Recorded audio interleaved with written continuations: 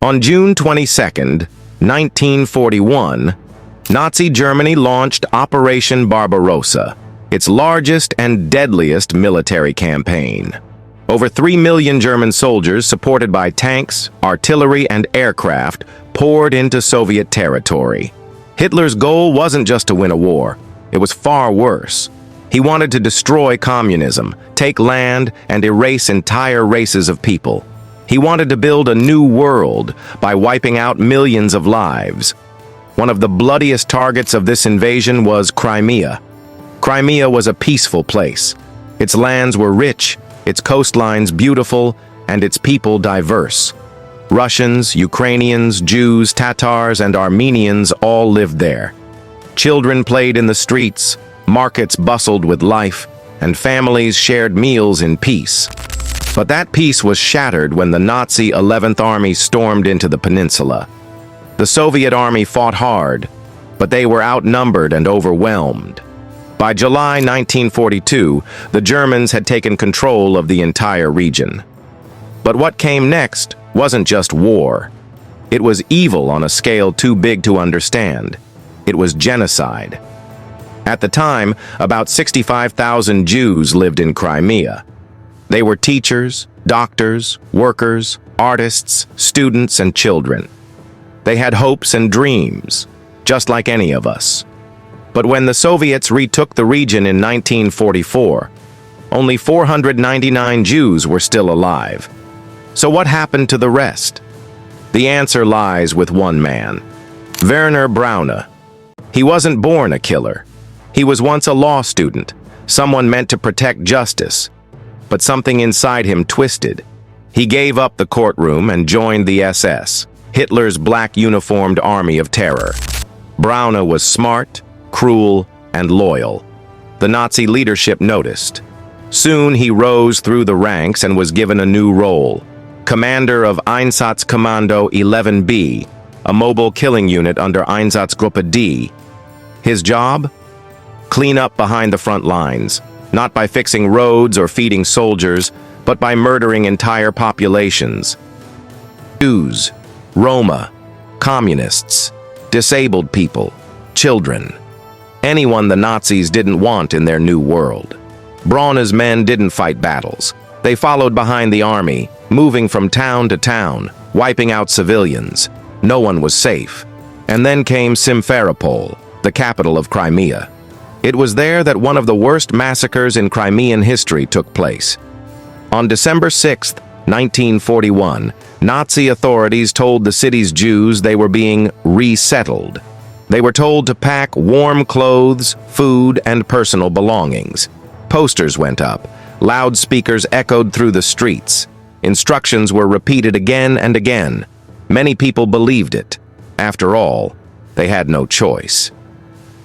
From December 11th to 13th, the Nazis rounded up over 9,500 Jews.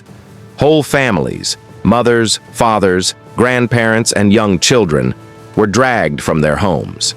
They were loaded onto trucks, clutching blankets and suitcases, still hoping they were being moved to another town. Instead, they were taken to an anti-tank trench just outside the city. There, the horror began. It was freezing cold. People were ordered to strip naked. Their clothes and belongings were stolen. They were made to wait in lines, shivering and terrified. And then, the killing started. Groups of 100 to 300 people were marched to the edge of the trench. Machine guns fired. People screamed. They fell on top of each other, dead or dying. Some tried to escape but were shot in the back. Others clung to their loved ones as bullets tore through them. Children cried for their mothers. Babies were ripped from arms and thrown into the pit. Some victims were too young to understand. For them, Braune's men used poison, rubbing chemicals under their noses until they stopped breathing.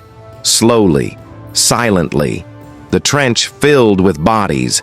The wounded gasped for air, buried alive as Soviet POWs, forced by the Nazis, shoveled dirt over them. The soldiers who did the digging were later killed too. No witnesses, no survivors. But the massacre in Simferopol was only the beginning. Braune's cruelty spread across Crimea. In the months that followed, his unit hunted down Jews in hiding, people married to Jews, and anyone they considered impure. The lucky ones were shot quickly. The others were taken to prisons, where the torture continued. In Simferopol's jail, people were crammed into tiny cells. They were beaten, starved, and humiliated. Then, they were loaded into gas vans, sealed trucks that pumped engine exhaust inside. The victims screamed, scratched at the metal, and suffocated in the dark. When they died, their bodies were dumped in the same trench outside the city. And just like before, the gravediggers were silenced forever. Braune's crimes reached other Crimean towns, Yalta, Bakhchisarai, Feodosia.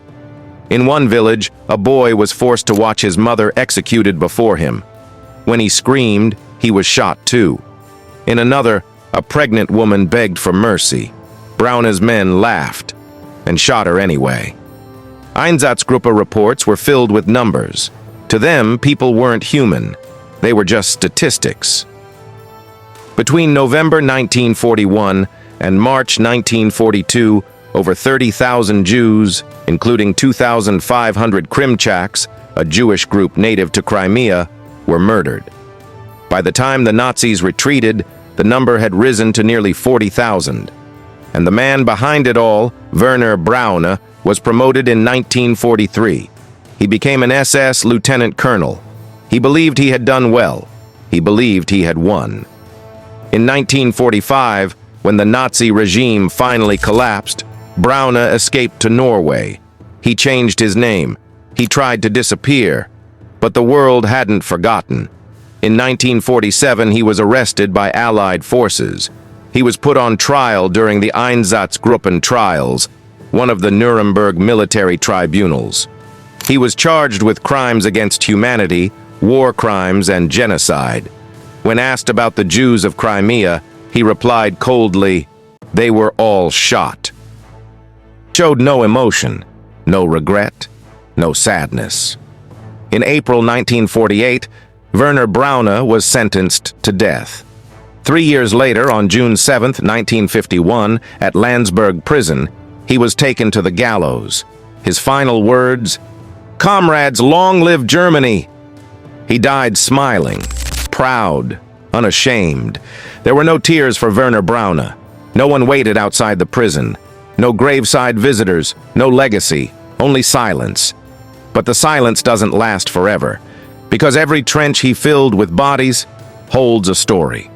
Every child he killed had a name, and every scream that echoed in the cold Crimean night still lives in history. Thank you for watching the Medieval Mind channel. If you found this story important, please like, subscribe, and turn on notifications so you never miss an episode. Until next time, remember their stories, because history must never repeat itself.